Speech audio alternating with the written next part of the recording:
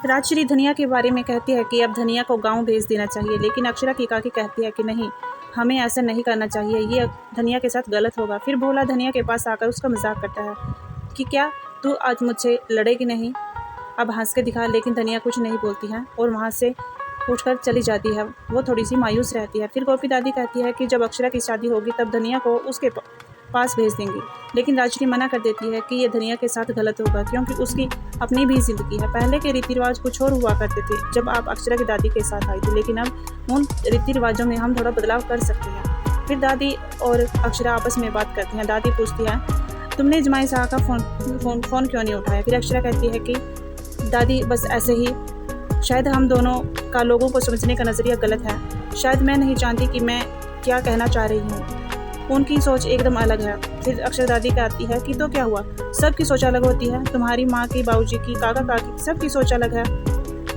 नज़रियों को समझने में ही समझदारी है। मैं भी यही सोचती थी कि मेरा पति मुझे समझेगा या नहीं। दूसरी ओर खाने के टेबल पर बिजनेस की बातें करती रहती हैं। दादाजी कहते हैं कि मुन्ना की काफ़ी तारीफ करते हैं बिजनेस के बारे में, तो राजपन्ना जी कहते हैं कि दादाजी नैतिक बिल्कुल आप पर ही गया है। नैतिक को सभी देखते हैं, वो खाना नहीं खा रहा होता, कुछ परेशान सा होता है, सभी उसकी तरफ देखते रहते हैं। और दादाजी भी भाभी माँ से पूछते हैं कि क्या बात है। भाभी माँ मना कर देती है। और यही हाल अक्षरा का भी होता है, वो भी खाने के टेबल पर बैठती है लेकिन खाना नहीं खा रही होती है। दूसरी ओर वर्षा पढ़ाई में इतनी मग्न रहती है कि उसे खाने पीने की कोई शुद्ध नहीं रहती है। शौर्य उसे समझाता है कि जैसे पढ़ाई ज़रूरी है वैसे ही खाना भी टाइम पर खाना बहुत ज़्यादा ज़रूरी है। नंदिनी कहती है कि काकी आप मेरे लिए बहुत अच्छे सूट लेकर आई हैं और आप बहुत सुंदर लग रही हैं।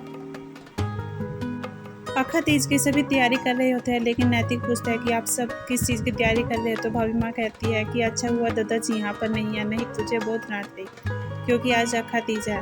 तभी वहीं पर दादाजी भी आ जाते हैं और नैतिक उन सब का आशीर्वाद लेता है।